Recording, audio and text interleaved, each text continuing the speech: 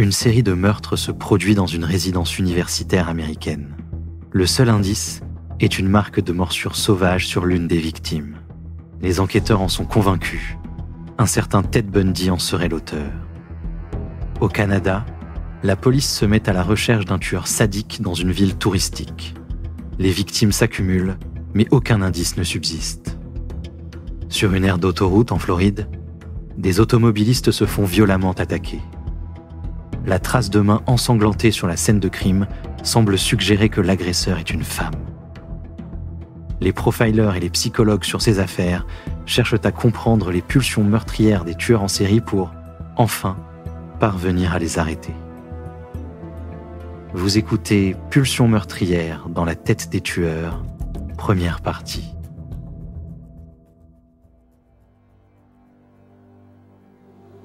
Par une nuit de février 1978, à Pensacola, en Floride, l'agent de police David Lee aperçut une Volkswagen orange quitter le parking d'un restaurant fermé. Il décida d'en vérifier les plaques d'immatriculation et découvrit que la voiture était volée. L'homme tenta de prendre la fuite, mais après une poursuite et une courte lutte, il fut arrêté. Le policier retrouva des cartes de crédit volées ainsi que des fausses cartes d'identité dans la voiture. Il emmena l'homme au poste pour le questionner. Le suspect présenta une carte d'étudiant, mais la police découvrit que celle-ci était également fausse. Après 2 jours d'emprisonnement, l'homme décida enfin de dévoiler son identité. Il s'appelait Theodore Robert Bundy. Les officiers du poste de Pensacola ignoraient tout du passé de Bundy jusqu'à ce qu'ils découvrent que son nom venait d'être ajouté à la liste des 10 personnes les plus recherchées par le FBI. On le soupçonnait d'avoir tué plus d'une 40aine de jeunes femmes dans au moins 4 États de l'Ouest des États-Unis en 16 ans. Cette banale arrestation en Floride marquait le début de la fin du tueur en série le plus notoire de l'histoire des États-Unis. La science légiste parviendrait enfin à prouver sa culpabilité et l'étude de ces meurtres allait ouvrir un tout nouveau champ de recherche, celui de la psychologie légiste. Cette science a pour but d'expliquer comment se créent les tueurs en série et de quelle façon ils peuvent être capturés. C'est William Hagmaier de l'Université des sciences comportementales du FBI à Quantico, en Virginie, qui était chargé d'interroger Bundy en prison. Il est probablement la machine à tuer la plus efficace que nous ayons étudiée. Il avait une habilité à exprimer les raisons du choix de ses victimes et savait également pourquoi il avait laissé vivre certaines autres personnes. Il est devenu en quelque sorte le standard auquel on mesure les autres tueurs en série. Les meurtres de Bundy étaient si monstrueux qu'ils défiaient toute tentative d'élucidation traditionnelle. Ce n'est qu'après son arrestation qu'on commença à rassembler les pièces du puzzle. Bundy ignorait qu'il commettait le dernier de ses crimes en Floride. Il y était arrivé le 7 janvier 1978, après s'être échappé d'une prison du Colorado où il attendait de comparaître pour meurtre. Il roula jusqu'à Tallahassee et emménagea dans une pension appelée The Oaks, près de l'Université d'État de Floride. Aujourd'hui, elle a été convertie en résidence universitaire. Bundy ne tuait pas au hasard. Il était méthodique et choisissait toujours de jeunes étudiantes aux cheveux longs et foncés, séparées au milieu par une raie. Sa proximité du campus lui était fort utile. Une semaine ne s'était même pas écoulée depuis son arrivée qu'il poursuivait déjà son carnage. À la résidence Chi Omega, la jeune Nita Neary rentra à 3 heures du matin le 15 janvier 1978. La serrure de la porte arrière était défectueuse depuis des semaines. Alors qu'elle pénétrait dans la maison, elle entendit un vacarme à l'étage supérieur et quelqu'un qui courait. Elle s'arrêta net lorsqu'elle aperçut un homme dévaler les escaliers et disparaître dans la nuit. Elle était certaine que quelque chose de grave venait de se produire. À 3h15 du matin, la police du campus reçut un appel à l'aide désespéré et confus provenant de la résidence universitaire. Bill Taylor fut l'un des premiers officiers à arriver sur la scène du crime. Nous venions de mettre fin à une dispute entre les occupants de 2 résidences lorsque nous avons reçu un appel nous annonçant que 2 jeunes filles s'étaient retrouvées dans une bagarre à la Chi Omega au 661 de la rue Jefferson. La police du campus crut qu'il s'agissait d'un autre simple appel de routine. Mais rien ne les préparait à ce qu'ils allaient découvrir. La directrice déclara aux officiers que 2 jeunes femmes avaient été attaquées. Après avoir avisé les ambulanciers, les officiers fouillèrent la maison. Un des hommes découvrit le corps de Margaret Bowman dans son lit. Elle avait été assommée puis étranglée avec un bas nylon. Dans la chambre au bout du couloir se trouvait une autre jeune femme. Tout comme Margaret Bowman, Lisa Levy avait été agressée sexuellement puis battue. Dans sa fureur, le tueur l'avait mordue si violemment qu'il avait laissé des marques de dents dans sa chair. Elle mourut en route vers l'hôpital. Pendant que les ambulanciers s'occupaient de la victime, les policiers essayaient de comprendre l'événement. L'officier de police Taylor n'avait jamais rien vu d'aussi brutal. On pense à toutes sortes de choses quand on est là. Comment quelqu'un peut-il commettre de tels actes à des victimes pendant leur sommeil? Les 2 jeunes femmes n'avaient même pas vu leur assaillant. Quant à Nita Neary, elle avait échappé à la mort de près. Elle fit la description du meurtrier. Il était de taille moyenne, portait une veste bleu marin et un bonnet de laine et tenait une matraque. La description était sommaire et ne fut pas d'un grand secours. Le tueur n'avait laissé aucun indice derrière lui, pas même une empreinte digitale. À l'université d'État de la Floride, presque tous les hommes devinrent des suspects. Les jeunes femmes vivaient dans la terreur.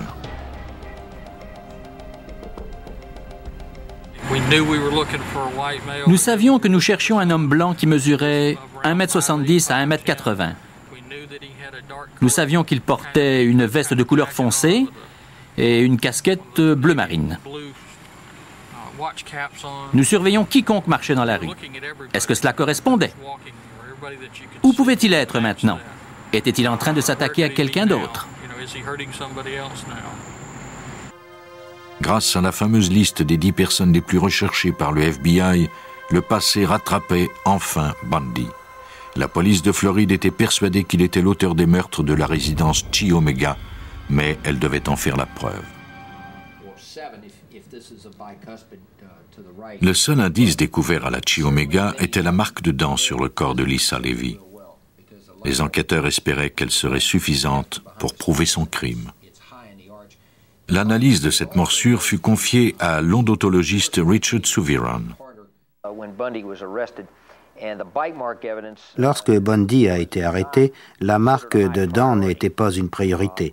Mais cela a changé lorsque les détectives n'ont pu trouver mieux, comme du sang, des empreintes digitales, des cheveux ou des fibres.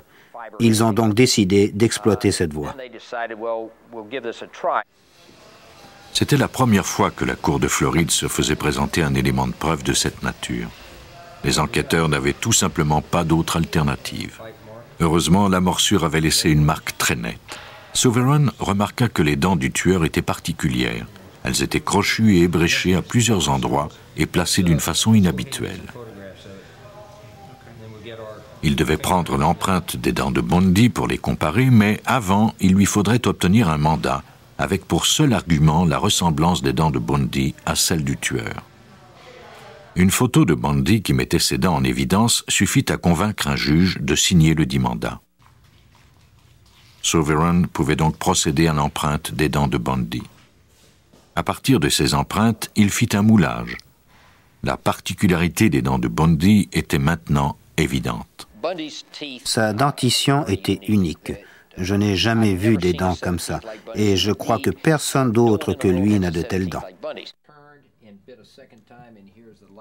Celle du bas, surtout, était caractérisée par des marques d'usure peu communes, en plus d'être placées bizarrement, et les dents du haut étaient ébréchées. À l'aide de superposition d'acétate de la morsure sur le corps de Lisa Levy, Sovereign put affirmer avec certitude que seules les dents de Ted Bundy avaient pu laisser ses marques sur son corps.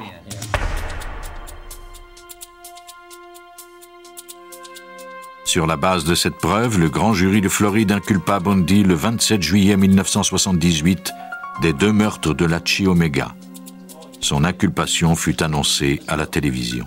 Bundy voulait toujours être maître de la situation et aimait attirer l'attention. Il transforma son procès en cirque médiatique. Agissant comme son propre avocat, Bundy proclamait son innocence avec conviction. Il fut toutefois inculpé pour les meurtres de la Chi Omega et celui de la jeune Kimberly Leach. Bundy fut condamné à mort, mais commença à négocier la remise de son exécution en livrant des renseignements. Il avoua être l'auteur d'une série de meurtres sur la côte ouest des États-Unis et donna même certains détails quant à la façon dont il les avait commis. Il dressait ainsi le portrait de l'évolution et du déclin d'un tueur en série. Devenir tueur en série, c'est comme devenir un maniaque de tennis ou un maniaque de jogging. Dès qu'on s'arrête, on commence à ressentir cette terrible envie d'y retourner. L'envie devenait de plus en plus grande et pressait Bundy. William Hagmaier, chercheur de l'unité des sciences comportementales du FBI. Les enquêteurs croient que Bundy avait commencé à tuer en 1962 alors qu'il n'avait que 15 ans. Puis au début de l'année 1974, il avait assassiné 8 étudiantes dans les environs de Seattle.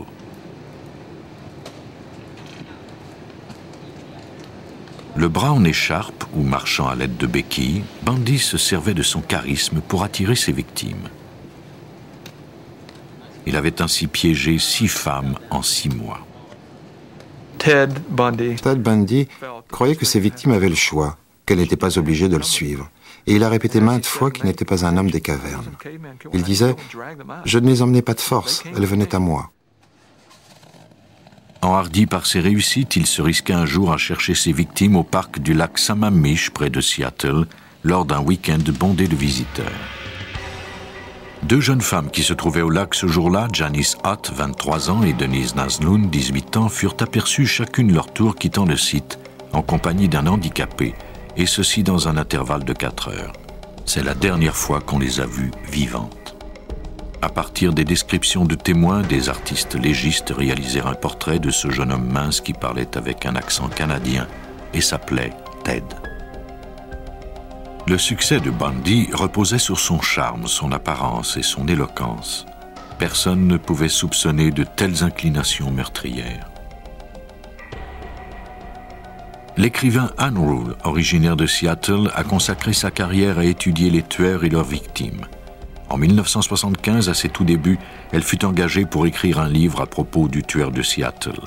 Elle était loin de soupçonner qu'il s'agissait de quelqu'un qu'elle connaissait. Je me suis dit, mon Dieu, cela ressemble à Ted Bundy. Je savais que Ted Bundy parlait souvent avec un accent canadien. Et je savais qu'il vivait dans une pension sur la même rue que les 2 victimes. Les enquêteurs cherchaient quelqu'un qui avait un dossier criminel. Et tout ce qu'ils avaient sur le compte de Bundy était 2 citations de bravoure pour avoir secouru des citoyens. Il avait été assistant directeur du Conseil de prévention du crime de Seattle. Il avait travaillé pour le gouverneur de Washington. Ce n'était pas le genre de gars qu'il cherchait. Ann Rule avait rencontré Bundy en 1971 alors qu'il était étudiant dans une clinique d'urgence de Seattle. J'étais volontaire civil et on nous jumelait avec un étudiant. Par un tirage au sort, on m'a assigné ce partenaire, un très gentil jeune homme qui avait alors 23 ans. Il s'appelait Theodore Bundy. J'ai donc passé 3 nuits par semaine pendant près d'1 an, enfermé seul avec Ted Bundy. Le week-end qui suivit les enlèvements, les plages du lac Sammamish étaient étrangement désertes. Dans les mois suivants, on découvrit dans les collines avoisinantes plusieurs cadavres de femmes disparues. La police de l'État de Washington intensifia les recherches du tueur. 12 femmes de la région de Seattle étaient portées disparues, et on soupçonnait qu'elles avaient toutes été victimes du mystérieux Ted. Mais Bundy était assez malin pour savoir quand tirer sa révérence. Au mois de septembre 1974, il se rendit à Salt Lake City. Quelques 40 jours plus tard, 3 adolescentes disparaissaient à leur tour sans laisser de traces. Puis, le 8 novembre, Bundy repéra une jeune femme de 23 ans du nom de Carol DaRonch. Prétextant qu'il était détective, Bundy l'approcha et lui raconta qu'un voleur avait été arrêté pour avoir pris quelque chose dans sa voiture. Il lui demanda de jeter un coup d'œil pour s'assurer que rien ne manquait. Elle lui dit que tout semblait à sa place, mais Bundy répliqua qu'elle devait l'accompagner au poste de police pour identifier le voleur. Carol DaRonch était sceptique, mais suivit néanmoins Bundy. Le piège se referma sur elle dès qu'elle fut assise dans la Volkswagen. Il lui passa des menottes et menaça de la tuer sur place. Elle parvint finalement à ouvrir la porte de l'auto et prit la fuite. Selon les autorités policières, DaRonch est la seule femme à avoir échappé aux griffes de Ted Bundy. Cela ne sembla pas déranger le cours des activités de Bundy, qui continua à s'attaquer à d'autres jeunes femmes par la suite et à les tuer. Il fut finalement arrêté au Utah à cause d'une infraction au code de la route. Carol DaRonch le reconnut lors d'une séance d'identification. Il fut accusé d'enlèvement et envoyé en prison pour 15 ans. Il fut ensuite extradé au Colorado, où il fut accusé du meurtre d'une jeune femme suite à la découverte de cheveux dans sa voiture. Là, il réussit à s'échapper par un trou au plafond de sa cellule. Il s'en allait tuer à nouveau. 8 jours avant les meurtres de la Chi Omega, Ted Bundy fuyait le Colorado et se dirigeait vers la Floride. Un ami lui avait prêté de l'argent pour vivre. Il avait été incarcéré pendant plus d'1 an et sa compulsion n'avait fait qu'augmenter. Ce besoin de tuer était devenu si important à cause de son incarcération qu'il fantasmait et ne pensait qu'à ça. Ann Rule, écrivain. Quand il est sorti, il n'avait plus aucun contrôle. Bundy prenait des risques et commettait des erreurs. Il n'utilisait plus le stratagème de l'aimable étranger. À la résidence Chi Omega, il attaqua avec violence et rage et laissa derrière lui l'indice qui allait mener à son arrestation. Bill Hagmaier croit que la témérité grandissante de Bundy était inévitable. Avec le temps, les tueurs en série deviennent plus audacieux et finissent tous par perdre le contrôle. La plupart des tueurs en série auxquels j'ai eu affaire, leurs crimes ont commencé par accident. Au début, c'est une agression imprévue, mais après un certain temps, ils deviennent des prédateurs. L'emprisonnement de Bundy permit une analyse des tueurs en série. Hagmaier se mit au travail pour tenter de comprendre l'origine des compulsions meurtrières de ces monstres. En participant à l'interrogatoire d'autres tueurs en série, Bundy aida les chercheurs à trouver un dénominateur commun. La réponse n'est malheureusement pas facile. Les tueurs en série sont uniques comme chacun de nous, tant par leur passé que leur comportement. Les tueurs en série proviennent d'environnements différents. D'après moi, il n'y a pas de constante dans leur développement. À l'analyse de l'histoire de Ted Bundy, on serait surpris de constater qu'il est devenu un tueur parce qu'il n'était pas différent des autres. Il n'a pas évolué différemment des autres enfants autour de lui.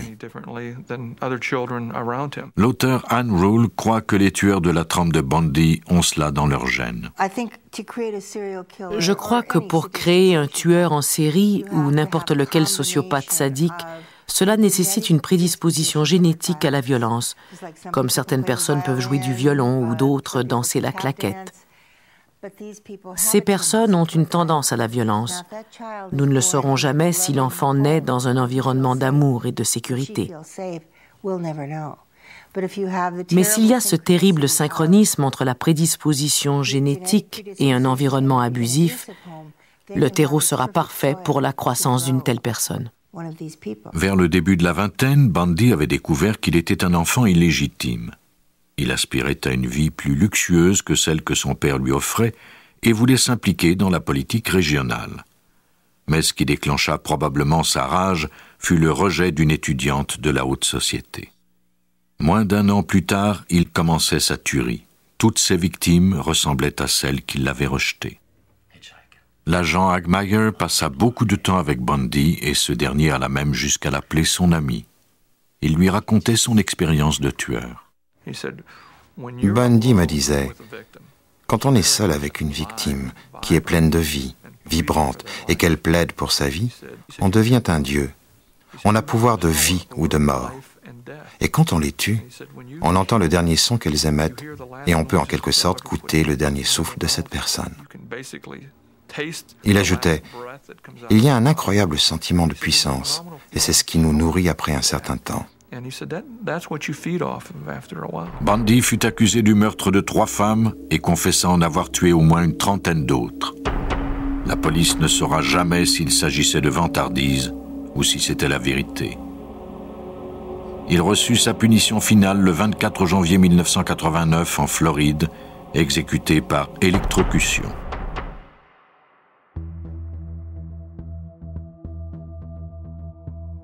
Vous venez d'écouter Police Scientifique. Si vous avez aimé ce podcast, vous pouvez vous abonner sur votre plateforme de podcast préférée et suivre Initial Studio sur les réseaux sociaux. Cet épisode a été écrit par Steven Zorn et Robert Clem. Il a été réalisé par Mike Sinclair. Police Scientifique est un podcast coproduit par Initial Studio et New Dominion Pictures, adapté de la série documentaire audiovisuelle New Detectives, produite par New Dominion Pictures. Production exécutive du podcast, Initial Studio. Production éditoriale, Sarah Koskiewicz et Astrid Verdun, assistée de Sidonie Cotier. Montage, Johanna Lalonde, avec la voix de Benjamin Septemours.